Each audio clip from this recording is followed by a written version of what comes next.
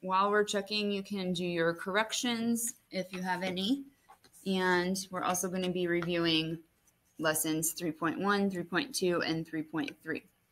So first, we're going to review lesson 3.1, which is dividing fractions. So we have this problem here, number 2, 7 3/5 divided by 8 11/5. So remember, the first step is you have to change these to improper fractions by taking the whole number times the denominator, which is 35, and then add the numerator because you have to add that proper fraction.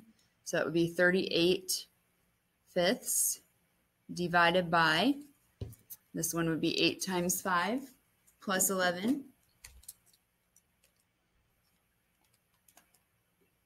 Sorry, 8 times 15 plus 11 is 131 over 15.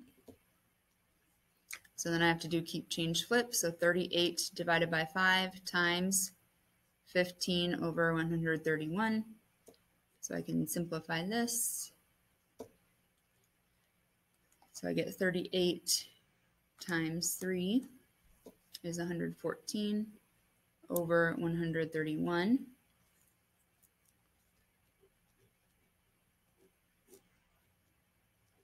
Which is your answer. And then reviewing multiplying decimals, remember you do not have to line up the place value. You put the one with more digits on the top, not the greater one. So 55 thousandths times 9. So this would be 45, and then 45 plus 4 is 49. 9 times 0 is 0 plus 4, and then that would be 0.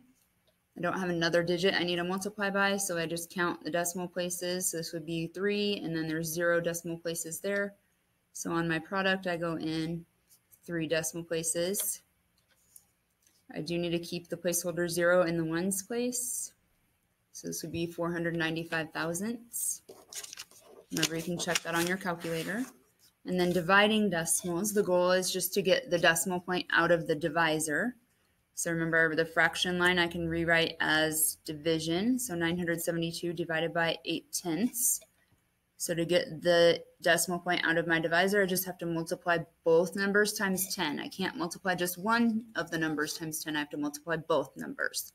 So that would make this problem 9,720, because I multiply 972 times 10. And then 8/10 times 10 is 8. So it's 9,720 divided by 8.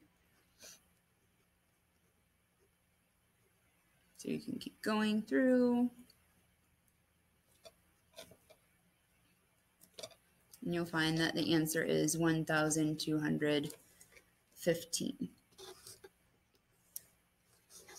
Okay, you are going to review and do the problems that are highlighted. So it should be number 1 and 4 in each section.